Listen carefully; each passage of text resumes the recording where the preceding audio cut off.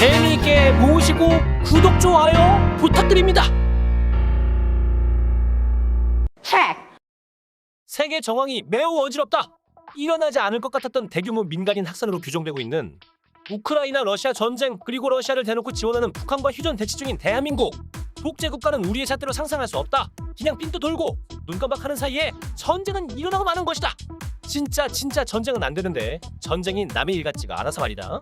김정은 돌발 발언보다 우리 쪽 발언이 더 걱정되다니 정말 불안해서 미리 준비해야 한다. 그래서 오늘은 우리나라에서 전쟁이 일어나게 되면 국민이 해야 할 일과 준비해야 할 것들에 해에서 알아보고자 한다.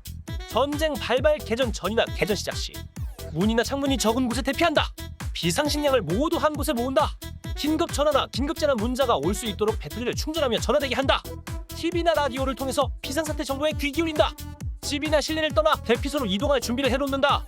대피소 이동 명령. 비상사태가 시작되었을 때 국민재난 안전포털 사이트에 나와 있는 내가 있는 곳에 가장 가까운 대피소를 확인하여 이동한다 라고 하지만 엉터리다, 믿지 말자. 직접 들어가 사는 곳 주변에 대피소를 검색했는데 우리 동네 지하주차장은 입구 말고도 천장이 노출된 곳이 있으며 물탱크도 없고 지하 0.5층이나 가야 한다. 그만큼 믿을 수가 없다. 그리고 대피소들은 주차장만 있으며 민방위 물자가 구비된 곳은 단 한 군데도 없고 대피 매뉴얼도 없는 데가 대반이다. 그래서 일반 시민인 우리가 할 수 있는 최대치는 2등 건물 규정되는 지하철역과 고층 건물 지하 2층 주차장으로 임시 이동하는 것이다. 두 곳 모두 어느 정도 미사일 폭격에서 생존을 보존할 수 있는 확률이 높은 곳이며 물탱크가 있기 때문에 임시 대피하기에 적절하다. 이동할 때 갈 때 가더라도 차는 타고 가지 말자. 개전이 시작되면 모든 도로는 군사 이동이 수월하도록 비워야 한다. 타봤자 막혀서 못 간다. 그리고 3, 4등급으로 규정되는 일반 아파트와 일반 빌딩 지하, 그리고 지하도로와 단독주택 및 소규모 건물 지하로 이동하는 것이다. 이동 시 주류는 가져갈 수 없으며 사랑스러운 반려동물도 데려갈 수 없으니 참고하자. 일단 비상경보가 발령되면 수도권에 사는 국민들은 뒤도 보지 말고 지하로 몸이 반응해야 한다.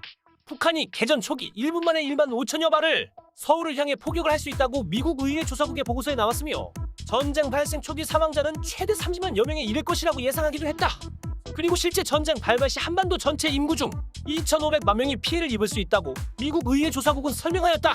서울시 산하 싱크탱크인 서울연구원은 2021년 6월 기준 서울의 공공용 대피시설은 모두 3,233곳이라고 했다.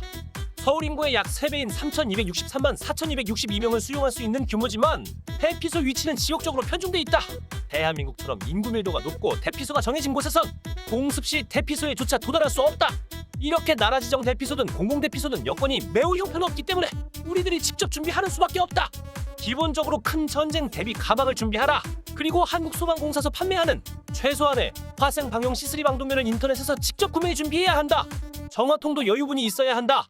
그리고 전투식량도 인터넷에서 미리 준비하여 쟁여놓자. 대한민국 전투식량은 진짜 전세계 최고 레벨이다. 진짜 먹을 만하다. 화생쿡 발열 전투식량인데 물만 있으면 바로 발열되며 맛도 좋고 메뉴도 풍부하다. 이렇게 오늘은 북한과의 전쟁에 대비 그중 미사일을 공격에 우리가 해야 할 일에 대해 알아보았는데요. 간추려보자면 큰 전쟁 가방에 방독면과 전투식량을 평소에 미리 구비하여 가방 속에 의약품, 그중 항생제 있는 성분을 준비한 다음 내부의 가스밸브는 꼭 차단하고 전기 투과 비집을 내려놓고 대피소로 이동을 걸어서 시작한다. 절대 차는 가져가지 않는 게 좋다. 무조건 지하 2층 면적 200평 이상을 찾아라.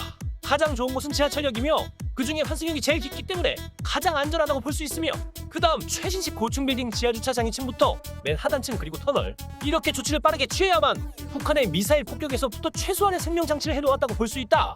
제가 그래 임시방편 임시란 말을 쓴 이유가 미사일이나 장사정포일 경우에 해당하는 겁니다. 북한의 생화 항목이 나 핵폭탄일 경우는 대피소 필요 없습니다. 1급에 해당하는 대피소는 전국에 11군데 있는데 들어갈 수 없을 텐데 의미 없겠죠 뭐. 대피소 여건만 봐도 답이 나오기 때문에 우리가 직접 준비해야 한다. 나라가 우릴 지켜줄 거라 생각 않는다. 그러니 스스로 대비하여야 한다.